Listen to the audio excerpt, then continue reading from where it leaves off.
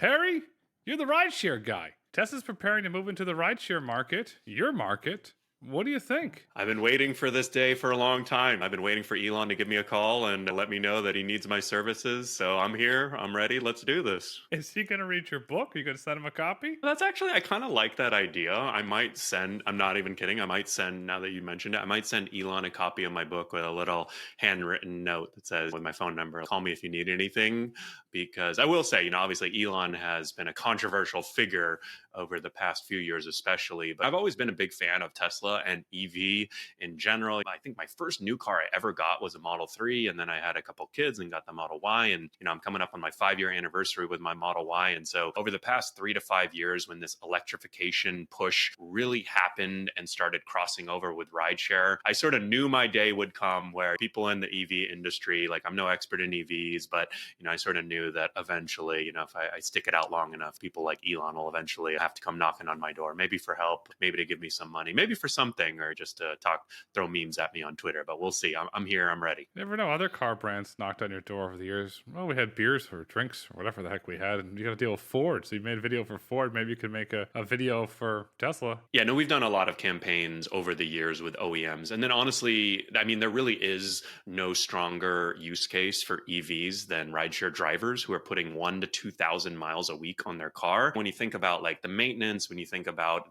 obviously the gas savings, right? When you just think about the quality of the ride, would you rather get into a Tesla Model 3 or a Toyota Corolla or a Toyota Camry? I think most people would opt for the Tesla. It's fun to drive for the drivers. Just all of these areas that you can kind of arbitrage, that you have such a faster break-even point, right? Because drivers are putting so many, it's better for the environment, right? Just everything about EVs is such a good use case. And I think that's one of the reasons why you see so many Tesla Model 3s now out there on Uber. It's incredible. I count Teslas. I don't drive very far. I see on average 20 a day. Mostly threes and Ys. You've got a 3, you've got a Y. Have you put it on FSD 12 yet? Yeah, no, I've got full self-driving. I had a 3, now I have the Y. Oh, you're missing the S and the E and the X, and you'd be sexy.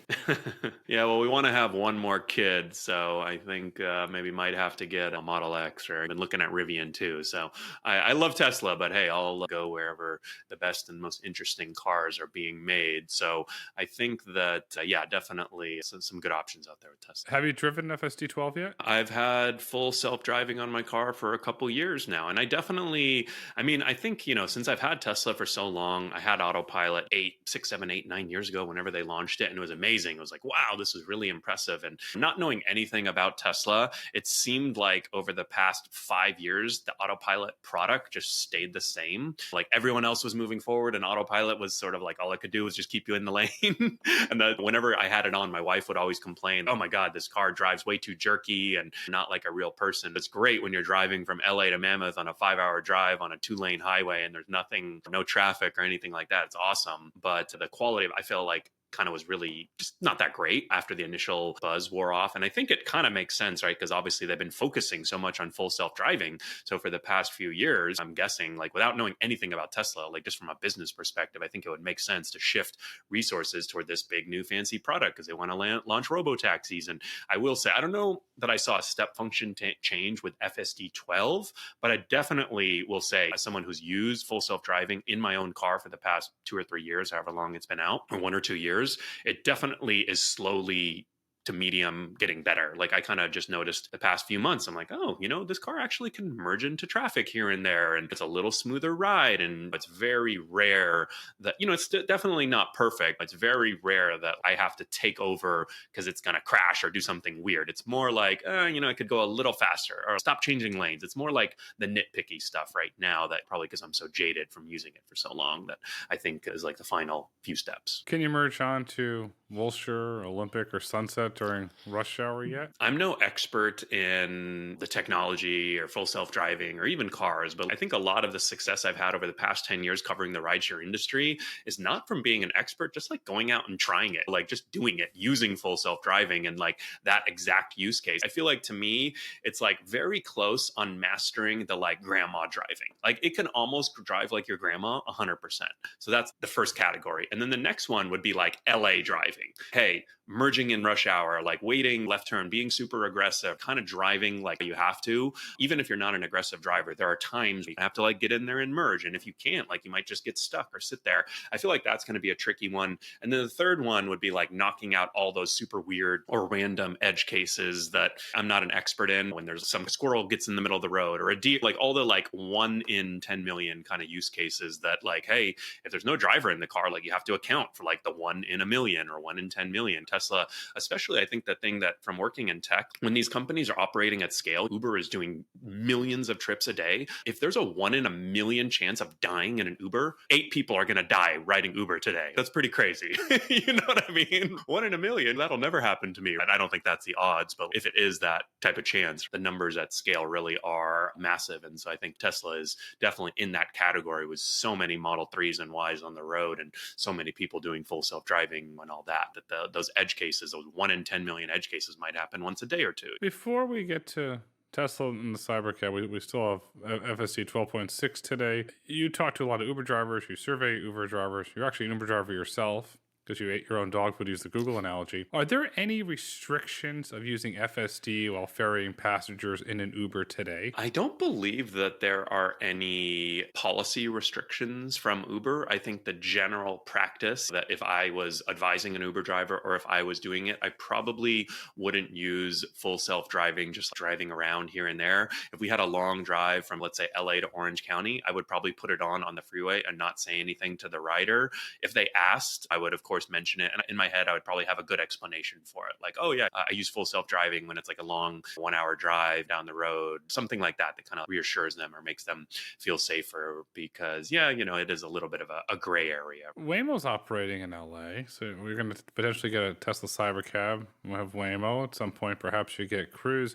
What's the reaction been from the rideshare community of the Waymos currently operating in and around LA? I think Waymo just announced that they were doing 50,000 trips per week. I believe in Los Angeles was the number they shared. And what's funny is that the AV hype cycle has sort of come and gone, I think twice now. That first initial wave might have been when Uber and all these other companies were investing in ATG. It's like deja vu for me. Like, oh, I've talked about this like 5 years ago, you know?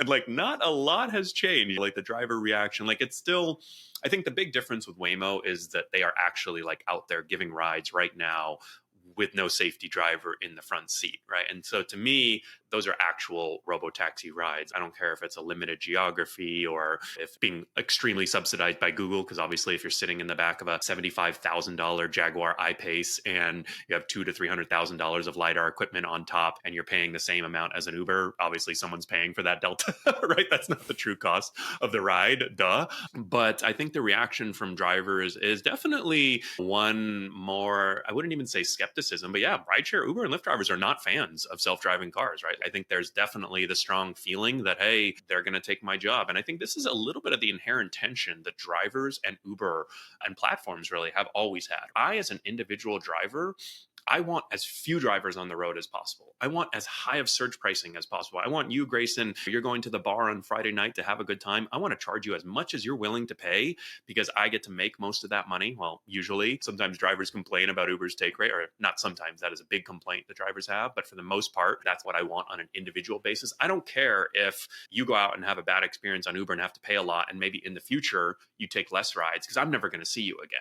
Uber is thinking about the platform and drivers are thinking about it selfishly. Like we tell drivers, be selfish, literally like do what's best for yourself. And that is what's in the moment is better for the individual driver versus Uber is thinking more about the longer term, the lifetime value of a customer, all of those kind of fancy tech buzzwords. And so I think that's kind of the issue at stake, that when it comes to self-driving cars, me as an individual Uber driver, I see a Waymo down the road. It's like, oh, seems like they're going to take rides away from me. Realistically, I think the last chapter of my book that I'm going to send to Elon, the Rideshare Guide, I talk about, luckily my editor made me put this section in, I talk about like how will robotaxis affect Uber and Lyft drivers. And I think definitely initially with Waymo, for example, it's going to be a hybrid. If you imagine like right now, Waymo has vehicles on the road. I can't go certain places with Waymo. Maybe the rides, if they ever start charging, maybe it's more of a premium service or a premium offering. Maybe they can't park and drop off as aggressively. Maybe they don't drive as aggressively. They actually do not drive as aggressively as Uber and Lyft drivers right now. So if I'm in a rush on the way to the airport, I'm not calling a Waymo, I'm calling an Uber, right? I want to get some grizzled veteran who's done 25,000 trips and is like, hey, drop me off up top. Some Uber drivers will drop you off top or bottom or whatever, has less traffic. So I think that if you look at the detail, like it almost has to be a hybrid fleet going forward, at least in like the near to intermediate future. The hybrid gives Uber a competitive advantage. I'd say Waymo in LA, you can't go north of Sunset. You can't go to the Beverly Hills Hotel. You can't go to my favorite place. You can't go to the Hotel Bel Air. You just can't do it. That's a shame. Can't go to the Polo Lounge, huh? No, can't go to the Polo Lounge. Can't do it. You want to talk about inflation? Let's talk about inflation for a minute. I read a really fascinating interview with Michael Douglas, the actor in the Financial Times, where they had lunch with the FT. Michael Douglas and the FT columnist went to the Polo Lounge for breakfast. 2 breakfasts, 1 alcoholic drink each. $400. You want to talk about inflation? The Polo Lounge has got inflation cooking. Bidenomics is working at the Polo Lounge. Inflation's going up, but I digress. The nice thing about the people eating at the Polo Lounge is they can probably afford it. I think the Uber drivers that are seeing 30% spike in insurance, and honestly, a lot of the categories that have been hardest hit by inflation are core to an Uber and Lyft driver. Gas obviously has fluctuated but gone up. I wouldn't say that people are underestimating the challenge of running and operating a fleet, but this is like an extremely tough business to run a fleet. And then once you scale, your mistakes are magnified. If you've got 1 million cars out on the road and you screw depreciation up, kind of like how Hertz did, for example, I think was the story, that they didn't quite calculate the correct depreciation on these Tesla Model 3s, and probably didn't help that Tesla was slashing all the prices. Now, you didn't just make a mistake with one car, you made it with 1 million cars. And not to just throw Hertz under the bus, Uber did this too. They had this program called Uber Exchange Leasing, where they were financing vehicles for Uber and Lyft drivers. And I believe it was a $900 million reported loss on this program because they completely underestimated the fact that people are going to drive the hell out of these cars. They're going to crash a lot. So I think these key assumptions, the average car price is $30,000, $40,000, $50,000, right? So it's a very expensive asset. And when you move into EVs and when you move into AVs, that CapEx only increases not 10, 20%, maybe 2, 3x. And so I think to me, that is another area where this isn't rocket science. Like they're going to figure it out, any solid AV company, but this is a challenging business to run and operate a fleet at scale. And I think that's one of the things that Uber has a huge advantage of. They do not own a fleet. They have variable supply. When I first started driving for Uber and Lyft, I would not go out on a Saturday night if I could not make more money through surge pricing. They got me onto the road. They enabled supply at its peak time and they don't have to pay for the downtime, right? That's the challenge that Waymo has. If they were to operate on their own, do they want to build to peak Saturday, Friday night? Sure, demand peaks Friday, Saturday nights, and then Monday through Friday rush hours, people going to and from work. Obviously, if they have too many cars Saturday, Friday night, or enough cars Friday, Saturday night, they're going to have way too many during Tuesday afternoon. And that's why there are only 13,000 taxis in New York City. And now there's 150,000 Uber and Lyft drivers because the taxi companies were like, hey, let's build to average. And then Friday, Saturday night, if you can't get home, that's on you. Who cares? You know what I mean? Like we got to stay busy all the time. And so I think that's why I talked about like the model of rideshare really lends itself to this hybrid. You have to have, not have to, but like to be a very successful company like Uber is, that concept of variable supply is really valuable. I actually see Waymo fitting into Uber really, really well because they have such high demand and density. Waymo could put all these restrictions. Hey, you can only ride with 2 people. You can only be going certain places. If Uber's doing 8 million trips a day, maybe 1 million of those potential trips fall into Waymo. And if you can't get a Waymo, you opt for an Uber. You can let passengers select, hey, do you want a Waymo or do you want a human? If you want to prefer a Waymo over a human, you can kind of go into all these iterations and like plug and play. So I don't see any other way how Waymo would be able to operate at scale on its own. I almost feel like they absolutely have to plug into Uber as a fleet partner or operator. And I think it'll be a pretty good partnership and I think they'll be very successful, but I can only see them being a fraction of what Uber is when you think about long-term value and things like that. Waymo has the partnership with Uber today in the Phoenix metro region. I've been studying a lot about personal auto insurance. It's scary. On average, it's up 26% year over year. It's forecasted to go up another 7% this year. The average American across the board is paying anywhere from $2,500 to $3,200 for auto insurance. I was speaking to a trucking executive yesterday, and the individual said to me, remember the gas surcharge? Yeah, I remember that. He goes, no. The insurance surcharge is coming. we got to pass on the costs of insurance, because on the trucking side, you have the nuclear verdicts. And obviously on the passenger side, you either have issues. And I saw the big news out of California where you're based, State Farm's pulling out of the state. So you're going to have less supply to go around. What's going to happen to the drivers with rising insurance costs? And does that open the door for robotaxis, because you're not going to subsidize the insurance? Because if you look at Waymo, they're self-insured and they're reinsured through Swiss Re. They're not paying that active cost. That's a good point. And this is another area where, again, I'm no expert at insurance, but it's such an important part of running a fleet, is that I feel like I probably know a lot more than one might expect. And I think you mentioned personal insurance costs are up 26 or close to 30%. And drivers do need personal insurance. Sure, Uber and Lyft drivers do need personal insurance to drive for Uber and Lyft. And so they do bear that cost. And then Uber and Lyft provide commercial insurance while you are on a trip or basically en route to a passenger. So that's the good $1 million liability policy. And they've got a collision coverage. There is a high deductible of $2,500. But even those costs, those platform costs for rideshare companies, are up more than 30%. Uber announced to us, and we covered this about a year ago, I want to say, that their commercial insurance costs in places like Los Angeles, one of their biggest markets, and a bunch of cities, had gone up 40%. And so drivers are very aware of this, because Uber breaks down what the customer pays and then all the external fees. And there's a big category that Uber and Lyft, I think, both call external fees, but it's basically insurance. And we used to see $6. I mean, it used to be $1 or $2 fee, and then we would see $6, the occasional $8 or $10, and now we've seen on a single ride where insurance costs $14, $20. Insurance has really skyrocketed in certain markets. And I believe Dara touched on this on a recent earnings call. I think what he said I agreed with is one big reason is that they get sued a lot. Uber, have you ever gone to the airport? You've seen all these billboards like injured in an Uber accident, call the rideshare amigo. It might be a trademark violation, by the way, with Rideshare Guy. I don't know. I've talked to him about that. But there's a lot of these Uber and Lyft lawyers that are going after these companies. There are also, frankly, Uber and Lyft drivers are not good drivers. They're driving during dangerous times, Friday, Saturday night, party hours, Monday through Friday, rush hour, and the times, busy times when there is a lot of traffic, and in areas that obviously a lot of insurance is dictated by zip code. So they're in a lot of these areas that have higher insurance costs, and then they're incentivized to drive fast. Literally, if I'm an Uber driver and I see a yellow light, what should I do?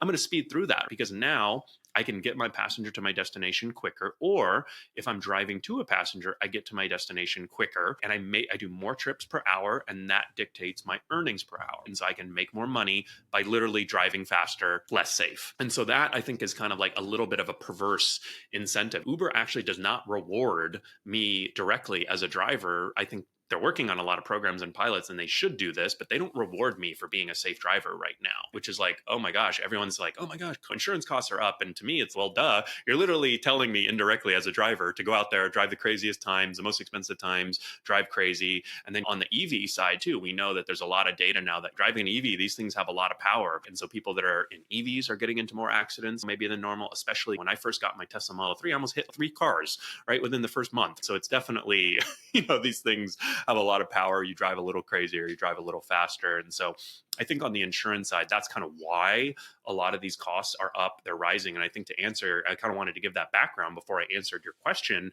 because honestly, I don't know. I think it's a really good question. I'm going to answer off the cuff right now. I haven't really thought about it, but I kind of imagine that, yes, robo-taxis should, in theory, be a lot safer. That's the whole point of them. They're not going to be looking at their phone. They're not going to be hard braking. Hard braking is one of the leading indicators of accidents. You slam on the brakes, someone rear ends you. Kind of makes sense. They shouldn't do that. So I think there might be some less insurance risk there, but I think they might get sued just as much.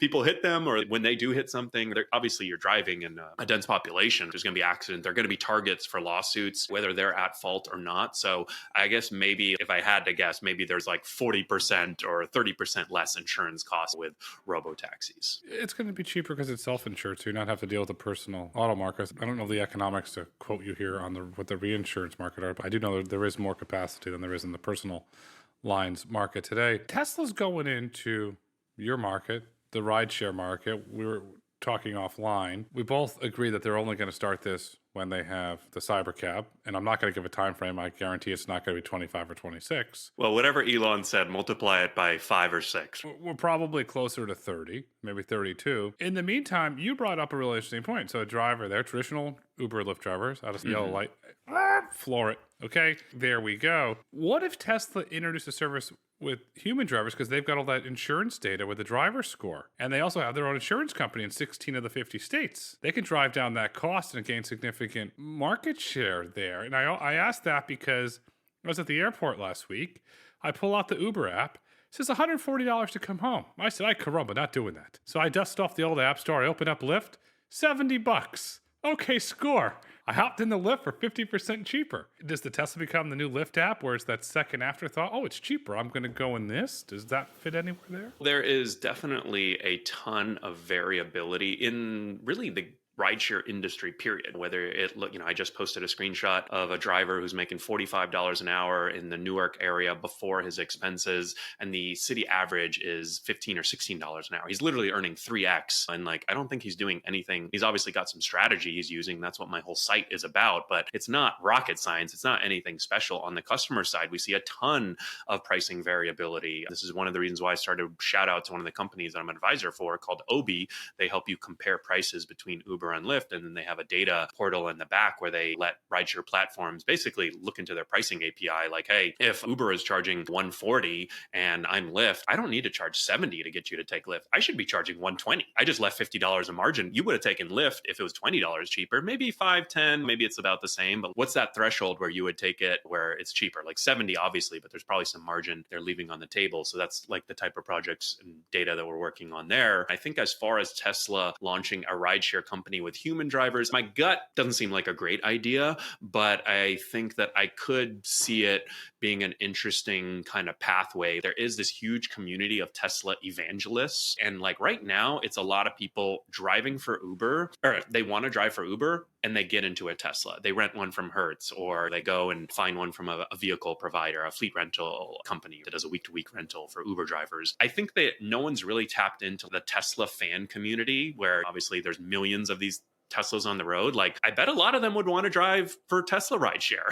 You know what I mean? They might not want to drive for Uber. Maybe they do, but I bet if Tesla started a rideshare company and their whole pitch was, do you own a Tesla? Make some money driving other people around, help spread the Tesla message, show them how full self-driving works. I think that would be the unique pitch. But as far as the actual rideshare company, it's a slog. It's a grind. I just tweeted about this the other day. Uber is literally at peak pricing. They are charging the most they've ever charged. They are literally paying drivers. Their take rate is as high as it's ever been, and they're still losing money. I think they had a big on paper loss of $670 million, but even without that, they still only made $50 million last quarter. And I'm I don't understand. How are these guys not making more money? They literally can charge as much as they want. People have to get a ride home, and the take rate that they're paying to drivers is on up and up and up, right? Because there's so many drivers out on the road right now. Supply is at an all-time high, and Uber is only making tens of millions of dollars a quarter, basically, last quarter. So I think it kind of just highlights there's a lot going on. There's a lot behind the scenes. There's insurance, there's lawsuits. I don't know every little detail, but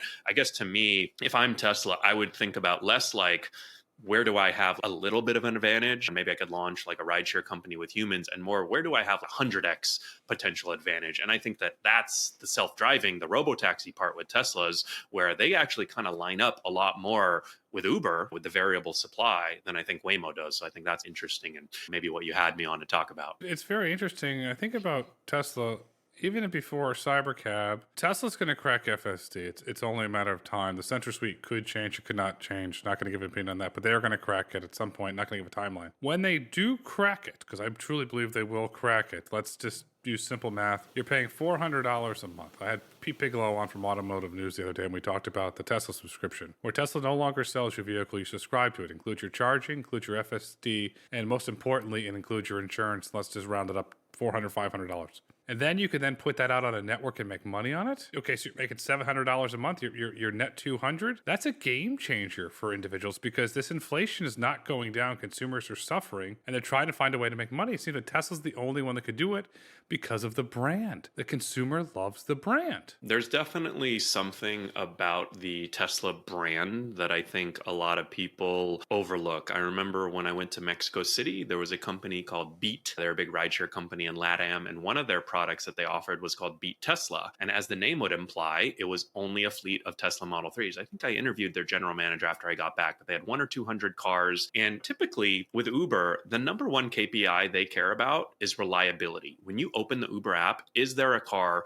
3 to 5 minute ETA? They don't care about surge pricing and what you're paying. The whole point of surge pricing is so that when you open the app, they would rather you see a car 3 to 5 minutes away and have to pay $1,000 than no cars and normal pricing of 100. And so once you understand that is their literal number one KPI, that's why so many of these other providers struggle, like Waymo. How do they get to that parity in that respect? Beat Tesla, though, the one thing I found really interesting when I was riding that service, it was almost like a cool club.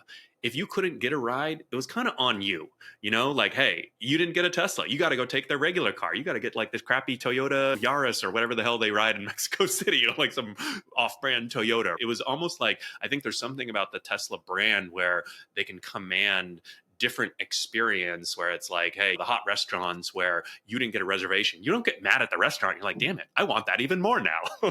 And so I think that's what Tesla, I don't know how, forcefully, but they've definitely have the potential to lean into. And that Tesla brand, I think, is so strong. So I can't remember the original question, but that was that kind of observation always stuck out with me when I think about Tesla and rideshare. It's a consistent product. It truly is. Morgan Freeman invested in a livery company. I think your point was right. Like you were talking about the all-in cost of the 500. Let's say a Tesla Model 3 is $40,000 now. I think typically, right, that would be like around a $400 a month kind of finance or lease. I think the cost would, these things are not cheap, right? They're still, let's say it's minimum $400 a month plus insurance and anything else. Like you can rent a Tesla Model 3 from Hertz with unlimited mileage week to week. And it's quite expensive. It's actually closer to like $450 a week. And that's a different product than a traditional lease because these guys are going to go out and drive 1,000 to 2,000 miles a week on the car. So there's a lot of depreciation. There's a lot more maintenance. You're literally doing 4 to 5x the average. And that's probably why it costs 4 to 5x the more traditional lease or financing. But so I don't know that it would be super cheap, but like, I think your point stands that like, if people could go get a Tesla and then put it on the network, all the stats, I think I did a LinkedIn post the other day, 90% of time cars are sitting there unused, parked. And so I think it definitely, on paper at least makes sense that like, I think it could open up like to a lot of people that maybe honestly like a Tesla Robotaxi network, like I think it would work pretty well, like, hey, I drive my Tesla and then when I'm not, I put it on the network. Like Uber has a feature right now for drivers called destination filter. And basically what it lets you do is you can get trips headed in only a certain direction. Lyft has a feature where you can put a time bound on it, right? So you could say, hey, or even Uber too, like I need to be at this place by 2 p.m. Imagine you had a Robotaxi. It's the same technical product. You say, I'm going to go out there, let Tesla put my car on the network. It can do rides until 2 p.m. I need the car back at 2 p.m. So it'll go and find rides wherever, far, short, left, east, west, north, south, you don't care, but it knows that it has to get a ride like back to you at 2 p.m. So it'll make that happen. And Uber literally already has that product right now for drivers. So technically, I think the synergies would definitely be there. They are there. And I want to highlight something to you. And I'm going to quote this. This is from Uber's Q1 2024 earnings call. This is a direct quote from Dara. End quote. And over a period of time, you'll see the kind of penetration of AVs increase. I think it's very difficult to predict that time period, but really, what we bring is the systems that we put in place, the pricing, matching, routing algorithms, the payments systems that we have on a global basis, as well as the demand that we bring that enables us to partner with these AV providers to really drive utilization of their assets. This is a very expensive tech that's been developed over a long time. And if you're an AV fleet owner, or you're an individual owner of a car, whether that's a Tesla or any other kind of car, you're just going to make more money and make higher kind of return on your investment if you plug your AVs into the Uber ecosystem, into Uber demand. So we think that we bring lots to the table. We're looking to partner with the AV industry. I do think that there's a good amount of excitement over some of the newer technologies and kind of the imitation models that we've seen in terms of AV. And you see that promise with Tesla's FSD, end quote. What Dar described to me, he wants to become the Visa MasterCard of mobility. Plug in and take a swipe fee. But this time you take a network fee. Well, I think it's important to sort of look at what he's saying and also look at what they're doing and do they line up, right? There's been a lot of press over the past few years about them actually partnering with taxi companies, Flywheel in San Francisco, Curb in New York City, a bunch in Europe. And so I think what he's saying lines up with what they're actually doing. Doesn't, might seem a little strange, that Uber is partnering with taxi companies, but like if they're going towards that model of Visa, MasterCard of mobility, you could get a taxi, you could get an Uber, you could get an AV. I think what they're doing lines up with what he's saying. So I buy it. And I think strategically, it does make a lot of sense. Who knows? Like literally anytime anyone talks about AV, they're like, well, we don't know if or when this is going to happen, right? There's all these caveats. So it's like, if I'm Uber, let everyone else figure that out. Okay. We've got the great network. There's a lot. And this is sort of where I go back to, I think a lot of the kind of operations piece of a rideshare company, Tesla could figure out, but like Uber already has it dialed in. Tolls, for example, like reimbursement of tolls at airports, especially on the East Coast where every freaking highway is a toll road, stuff like this, right? Just like building those systems out, right? Like where Tesla could go and build that, but like Uber already has that. That's just one of dozens of things that they kind of already have that they're constantly improving on. And I think I see people kind of poke fun at tech companies like, oh, why do you need so many people to run an app? But like, I think that is one thing. Like Uber, I think some of their investors have complained that they're wasting a lot of money and have too many people. And maybe some of that is true, but like the company is operating globally. So they need apps in different languages. There are different legal, insurance, local requirements in all of these jurisdictions. Like sometimes you can't, AI can't do all of this, right? You just need a lot of people sometimes to figure this out, to deal with issues pop up. And so I think like that, I don't know that it's like a pure moat that no one can ever penetrate, but it definitely gives them a big head start, gives them a big leg up. And so again, it kind of comes back to, if I'm Tesla,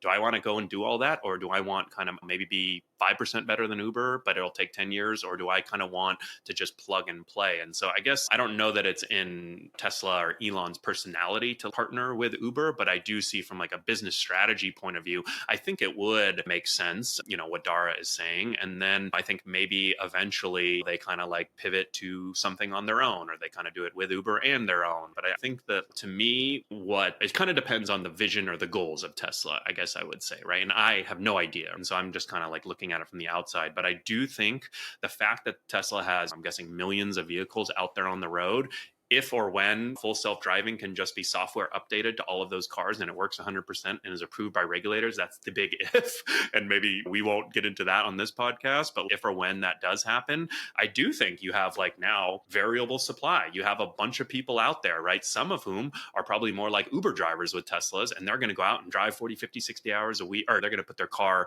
on the network 40, 50, 60 hours a week. Maybe that works well. They buy a few more. And then you're going to have a bunch of people, maybe more like me, who are like, I don't want my Tesla on the app, 40 hours a week because it'll get all beat up. But, it would be nice to do 5-10 hours a week, and that covers my monthly payment. And it's like in that times when I would never need it, maybe I like it and I do it a little bit more. So you kind of have the dynamics that I think would lend itself really well to a rideshare company. Open the Tesla app, call for a ride. Like, hey, I think if Tesla won't really want it to go that route and invest a ton into things, then I think they could make it work and be a potential competitor. Like on paper, I think they could be a potential competitor to Uber. Like Waymo doesn't make sense to me, but if Tesla wanted to go that route, I think they could. Waymo's fleet's too small to compete. Well, Waymo's fleet is too small, and I think the key is scaling it up would be very expensive, because you scale it up. Okay, let's say you scale it up so you can now do an equal number of 1 million trips a week in Los Angeles, maybe if that's what Uber is doing, for example. But how do you serve demand at peak?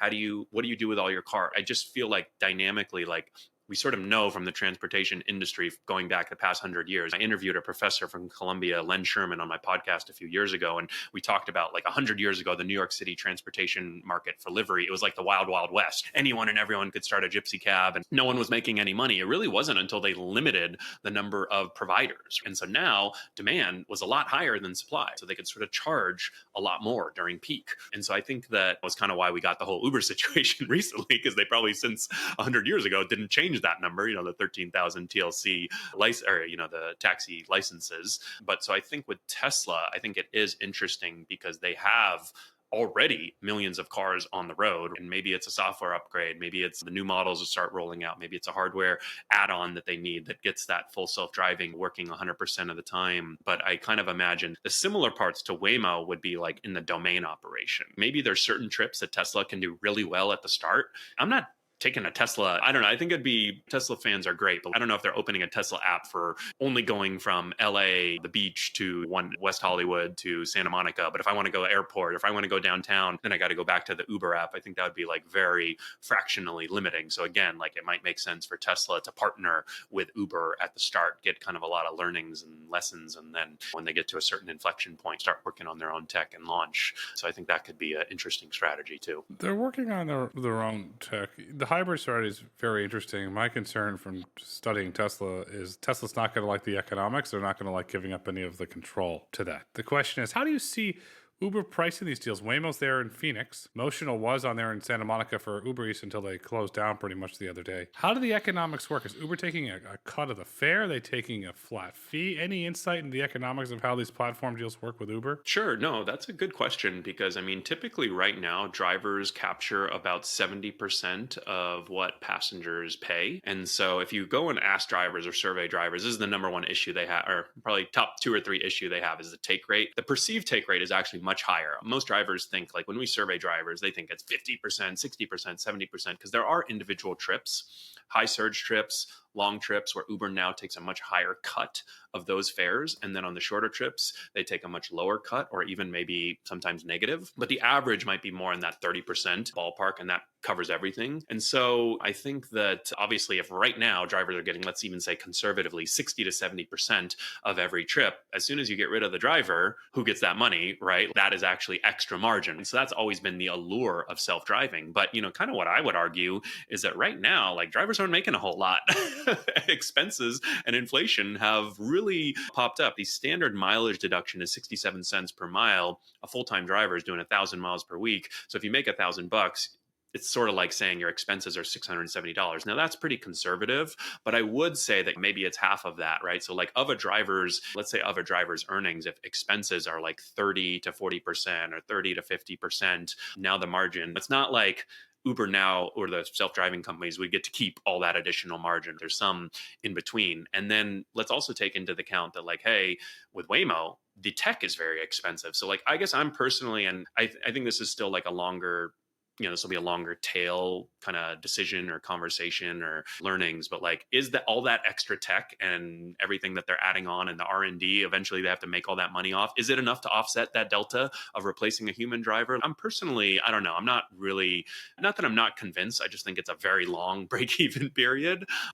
And so I feel like that's probably a good business school case study or analysis for someone smarter than me. But on the surface, like I'm not convinced. I think with Tesla, it's a much cheaper product. So like if or when they can kind of get to that technology level, right, and then plug in, maybe the numbers are more attractive. I guess I would say to answer your question more succinctly, like maybe they get to keep right now on passenger pays $10, Uber keeps $3 and pays for everything and driver gets $7. Maybe there's like $1, $2, $3 of extra margin that can be captured there and divvied up between Uber and a fleet provider. And kind of like you said, right? If you're partnering with Uber, they're probably going to be more aggressive on that. Like they're probably going to say, hey, we want half of that or more of that margin. So I think maybe Uber likes this because it's a way for them to make more money. But if you're just going to be a fleet provider for Uber, like history would really tell us that like, hey, you can do well and you can make some money, but you're not going to be Uber. You're going to be a fraction of Uber. Just look at Lyft. They're a fraction. I'm surprised they still survive, but where does Lyft go? They're still kicking. You know, I will say that like one thing to me that again, right, like if you just tracked Uber and Lyft stock price,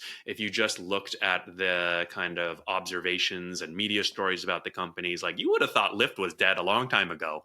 But you can still go out in any major city or even minor city and call a Lyft. I think the ETAs are pretty comparable. I think the pricing, honestly, I think Lyft is cheaper, more, it just seems like they're cheaper more often than Uber. So like you would never know that maybe it's like, oh, okay, Uber's a little more reliable, a little better product, but like, hey, if your cost conscious. Like, it's not much work to type your destination into Lyft, Uber, see which one's cheaper, call a ride on both, see what kind of car you get, and take the better option. Like, it's not a lot of extra work to save $70, like going to the airport. I would do that for $20, right? It's kind of like, it's like a fun little game too. So I guess to me, like, that's kind of, on investor calls that I've done with public market investors, that's always been one thing that I don't know what it means, but I've always highlighted that, like, hey, from an investor perspective, it seems like Lyft is dead. Look at the stock price compared to Uber, but market share compared to Uber, it's 2/3, 1/3, but like the stock price is a lot different, much higher stock price comparison, right? Like Uber might be 10-1, Uber to Lyft, but like market share, it's like,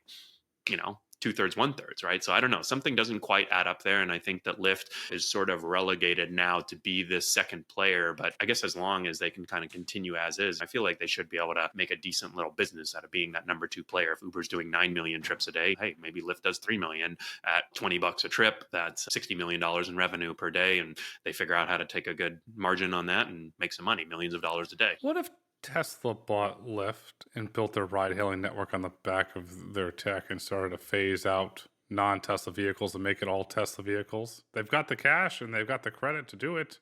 And they got the cojones. Let's not forget that. Yeah, I like that idea. And I think that on the surface, I think that, the kind of numbers, I think I see Lyft here at about $7 billion of market cap and Tesla at 557 billion of market caps. I think it would just be a little blip on their radar, 557 versus 7. I actually like that idea a lot. I don't know that I've heard anyone quite propose it to me yet, but I think that it would kind of, that initial, like, I think that initially Tesla is going to have to get some vehicles on a big platform like Uber or Lyft, right? I think that it will just, they'll get so many learnings, they'll get so much experience, it'll be so much easier. And then maybe in parallel, they start testing some things on their own app. And so I think to cut out the middleman, like, why not do it with Lyft? Maybe if I'm being really strategic, I might partner with both Uber and Lyft, sort of see how it goes. And then at a certain point, 1-2 years in, I make the decision to buy Lyft and put all my cars on Lyft. And maybe Uber is like, hey, you got to get off now, or maybe they let you stay on, who knows?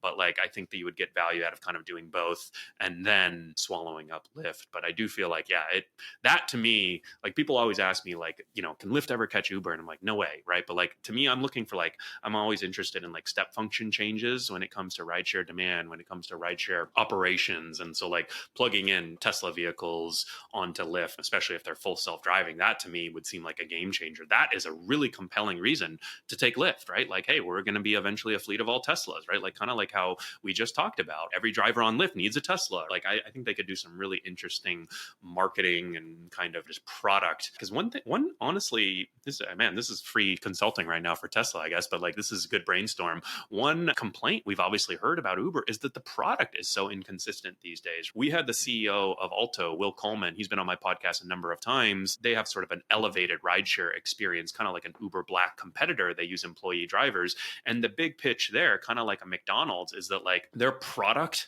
is very consistent. It's all the same cars. The drivers are trained. They know where to go. They know what to do. You may not love their vehicles. Like, I don't personally love a 7-seat SUV Buick, and that's like what some of their fleet is composed of. But it is, if you do like that car, you're going to get it every time, or you're going to get a Volkswagen Atlas 7-seater. Like, you're basically getting the same car every single time. And so I think that consistent experience is really valuable. You get into an Uber these days and like, you might get a piece of crap. You might, especially if you're taking it internationally. In Mexico City, like some of the Ubers have like holes in the floors of the car. And I think that's one complaint, the quality of the drivers, right? Which could potentially be addressed by full self-driving. That like, hey, the quality of the driver is now going to be really consistent. The quality of the vehicle is going to be really consistent. The Tesla product, you get a Tesla every time. People love Teslas. It's a nice car, especially compared on maybe in the future. That is one thing I would say, like, for a rideshare vehicle, I say Teslas are nice and they're comfy, but like, I think they could be better. Like, I think they could be a little more comfy in the back seat. Like, they could be a little higher quality. So maybe that's like a product pathway that I would start to explore right now. How do we make a little bit more of a luxury model? Not even luxurious, but something that could take a little more wear and tear. People getting in and out, people sitting for an hour, like sitting in the back of a Tesla Model 3, it's like a little bit low on the legroom, for example, which is surprising, right? Because it's such a spacious car and it has all this, the frunk, and it has storage and has under storage in the trunk. So it's maybe like finding ways to add a little bit more passenger experience, driver, maybe not driver experience because there's not going to be a driver, but a little bit more comfy experience for the driver. And I guess if you can move the seats all the way up in the front, that does make it better for the passenger. But yeah, I think I like this idea of Tesla buying Lyft. I think it could be pretty interesting. I'm going to make this even more interesting. I've been talking a lot about this. I did a YouTube short on this about a Tesla subscription service. They're no longer going to sell you the vehicle, no longer going to lease it. You're going to do a subscription. So it's going to bundle your insurance. It's going to bundle FSD.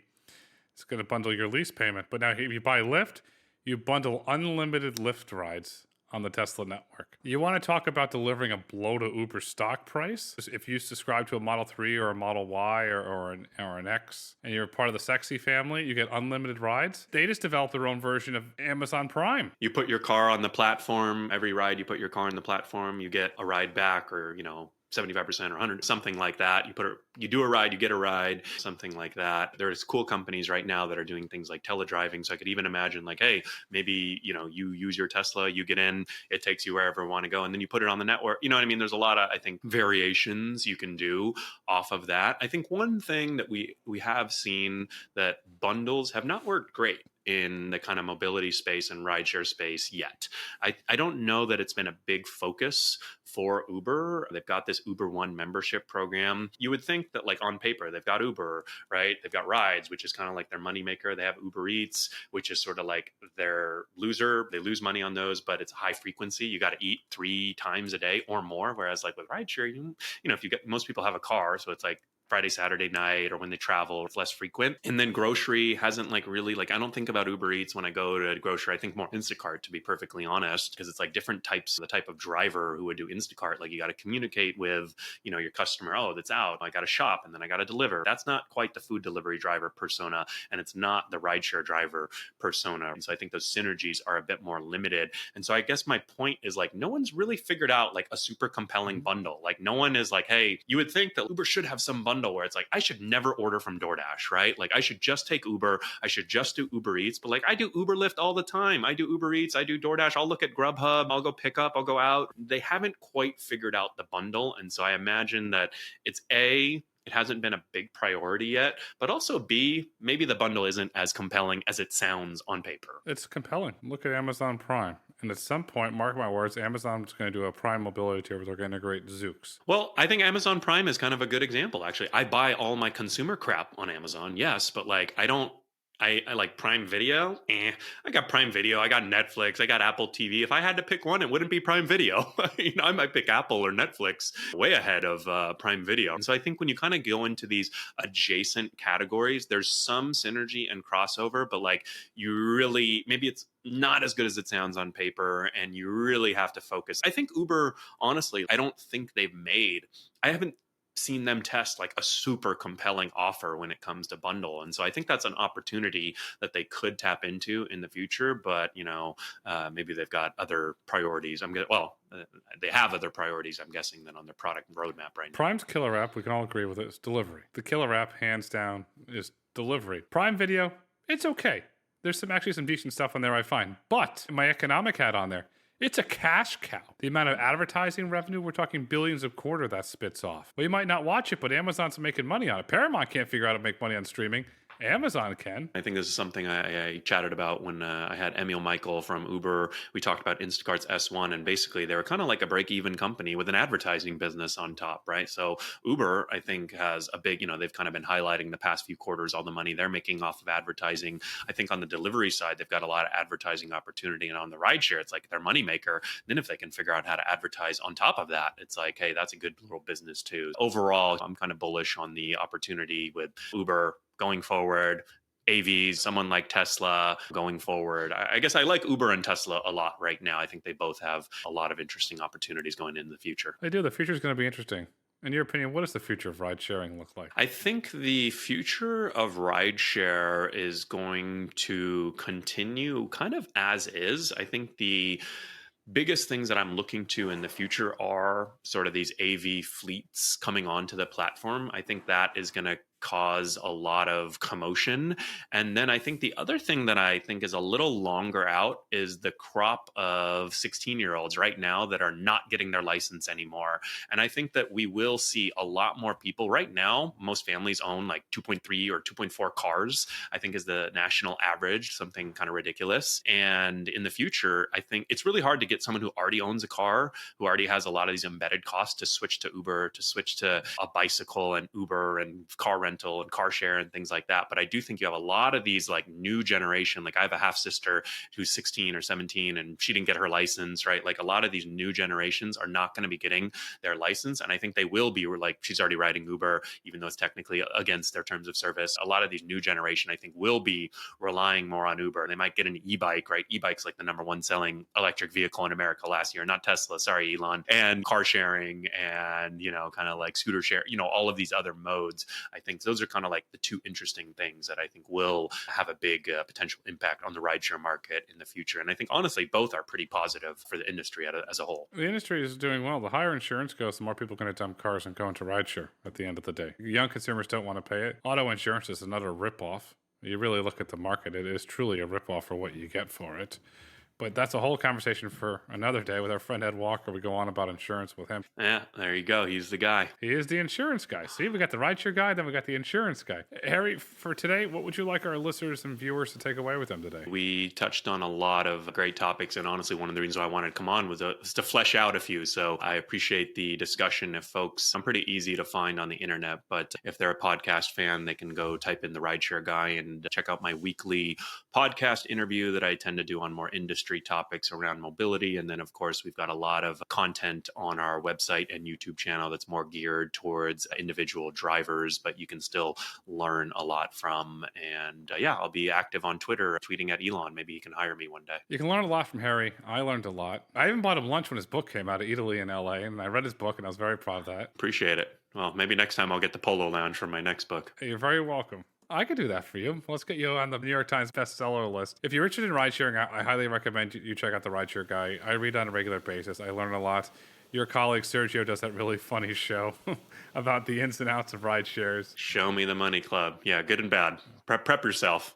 It's interesting. It's very interesting, but it's very informative. The future is bright. The future is autonomous. The future is platforms.